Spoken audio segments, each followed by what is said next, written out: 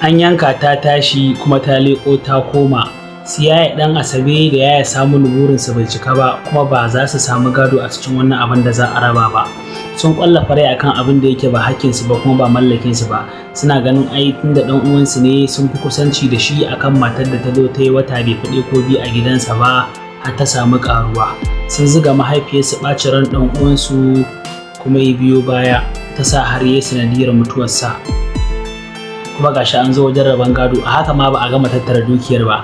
Iya abu kaɗan aka sani daga ciki na dukiyar ba duka aka raba ba saboda sun tsawwala sun takura isa aka fito da wani abin aka raba banda maganin filaye da sauran abubuwa wanda hakan isa ya jawo dogon lokaci ana ƙoƙarin a ga an raba gado. To biyo bayan duk wannan abin da ya faru na haihuwar ɗa namiji da Maimuna ta yi kuma wanda sai an bashi gado mai tsoka wanda su kansu bai zama lalle ma su samu wani abin ba da yaya Saminin da yaya ɗan Asaben. Wayannan mutanen bin ni fa dariya ma suke bani inda ka san wasu ƴan comedy su kawai dukiya ce a gaban su ita kuma uwarsa ta kasa ganewa saboda soyayya ta rufe mata ido ta ƴaƴan cikinta. Maimuna ku ta zama abin tausayi ma ta wani gefen kuma arziki dama an ce dare ɗaya Allah kan yi bature. Ita da bata damu da wani dukiya ba ko wani kayan kyale-kyalen rayuwa ba kuma sai gashi kaso mafi tsoka ita za ta ɗauke shi. Saboda bayan nata akwai na ɗan cikinta wanda aka yi jinkiri aka haifa ɗa namiji. Ba kun ga ba abin da za su samu kenan. To suna maganar cewa wai ba cikinsa bane ba na ɗan uwansu bane Alhaji Bashir ba na ɗan uwansu bane a je a yi DNA. Ba DNA ba ko me aka yi wannan cikin nasu ne. Nasu ne kuma dama dokar musulunci ma ta san da haka sai dai ba a san yaran mahaifiyarsa zai kasance daga ƙarshe ba. Mahaifiyarsa za ta ɗauki wannan ɗan sannan in mahaifiyarsa ta ɗauki wannan ɗan na Alhaji Bashir hakan zai sa a ranta ta ji bari ta so Maimuna saboda ga abin da Alhaji Bashir ya bari bayan mutuwarsa ko kuma za ta raba Maimuna da ɗan ne ta kwace ɗan ya zama ɗan a hannunta ba tare da yana hannun Maimuna ba kuma ta masa tsakani saboda tana ganin Maimuna a matsayin kamar farar kafa take a wajenta ita ce sanadiyar mutuwar ɗanta wanda ta fi ƙauna wato Bashir. Kuna ganin haka ne masu sauraron mu? Duka dai a cikin wannan shiri muke kawo muku wasu 'yan program da ba su wuce magana guda 2 zuwa 3 ba da muke tattaunawa a har kullum game da wannan shiri mai farin jini na Kaddara wanda shiri ne wanda yake ba ma taɓa yin irinsa ba gaskiya tunda ake a masana'antar. Za ku ga sai an yi gaba sai a dawo baya sai ana tunanin ta fice a cikin wannan ƙubar sai ƙuba ta gaba ta faɗo. Bayan yanzu tarkon yaya Saminu yaya ɗan Asabe da kuma mahaifiyar Alhaji Bashir Hajara Usman idan ta cinye wayannan tarkuna guda 3 yanzu aka wuce aka shige su aka gama da maganar a raban gado da matsaltsalin da za su biyo baya su ma idan aka kammala su sai mu zo mu kalli kuma Maishinku. Yaya Maishinku yake? Shin Maishinku shi ma kun san dole soyayya sai ta haɗa su ko ba soyayya zai ce ya tausaya mata yana buƙatar ya aure ta kuma za ta aure shi. To idan aure ya biyo baya tsakaninta da Maishinku a nan abubuwan tambayar suke. Ita kuma Maishinku me zai raba ta da Maishinku?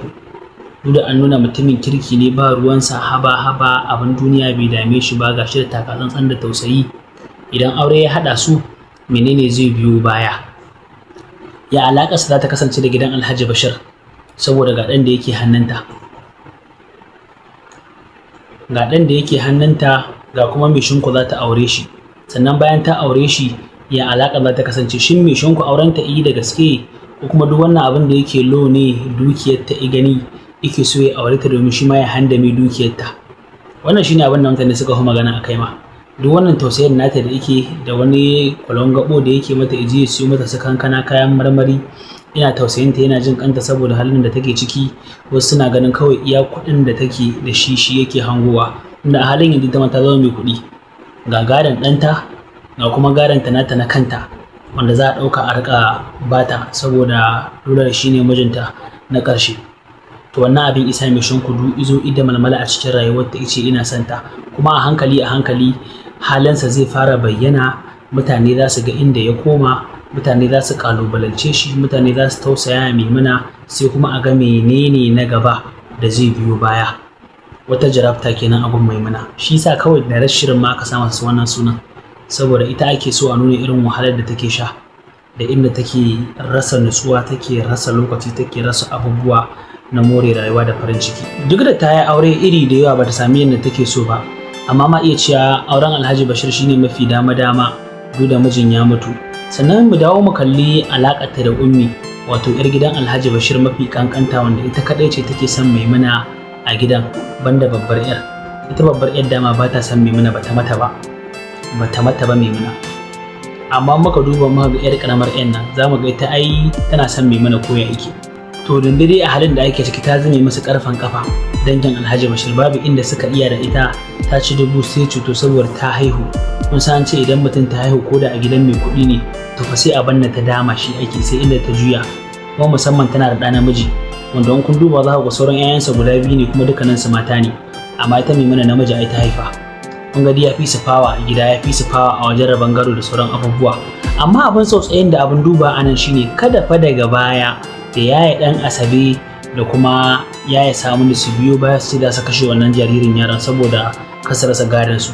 Amma kuma mahaifiyarsu ai ita ma tana buƙatar jika, kuma musamman da aka samu namiji, ko tana so ko ba ta so sai ta karɓa haka, kuma sai ta so abinta saboda ɗanta ne ko mu ce jikanta ne ɗanta. Dole ko tana so ko ba ta so sai ta karɓa, tunda a ƙa'ida ma ya mafi sauran wannan matan fawa, kuma shi za ta na kalla tana jin daɗi a ranta maradan Alhaji Bashir da ta rasa ɗan nata kenan. To sai ya samu da ya ɗan Asabe sai dai a yi haƙuri, labari ya sha bamban. Abin da kuke sa ran za ku samu ɗan kaɗan ɗin ma ba za ku same shi yanzu ba. Mu dawo mu ci gaba da tattaunawa akan Maishinku, makomarsa da shi da Maimuna, wanda makoma ce mai wahala, wannan makoma ce mai matuƙar azaba, wanda shi dama Maimuna ba ta da wani fata yanzu. Shi zai yi mata abin da na ƙuntata mata ko rashin kyauta mata da zai biyo baya, wanda muna fata in hakan ta faru kada ta ji wani zafi a ranta sosai saboda kaddarar ta ce a haka. Amma mu har kullum abin da muke so a dawo shine so muke mu dawo mu ganta tare da Haidar. Allah, wannan abin shine abin da ya fice mana tuwa a ƙwarya. Yaushe ne za a dawo? Yaushe ne dawo wasu? Yaushe ne za su ci gaba da mu'amala? Muna ganin wannan sai ya fi komai faranta masoya daga dawowarta da shi da ita ba, tunda kun san har zuwa wannan lokacin ba fa an sare bane, kuma ba wai mutane sun ji daɗin tafiyarta da kuma rabuwarta da shi ba. Kaddara daga wannan sai waccan, kaddara daga wannan sai waccan. To yanzu mun ga Maishinku da rabon gado, a nan ne inda muka tsaya, kuma a nan ne shiri zai ɗora. Za a dinga samun abubuwan da ake bukata iri daban-daban na wannan shiri. Masha Allah masu sauraron mu, kada a manta da subscribe da Allah. Shirin Maimuna kuke kalla kuma a ci gaba da kallon sa kamar kullun yanda aka saba. A huce gajiya ma lafiya. Kamar yadda muke faɗa har kullum. Abdul'amat, muna godiya da namijin kokari da kai. Sannan muna ƙara faɗa muku barka da sallah. Barka da sallah, barka da sallah, barka da sallah.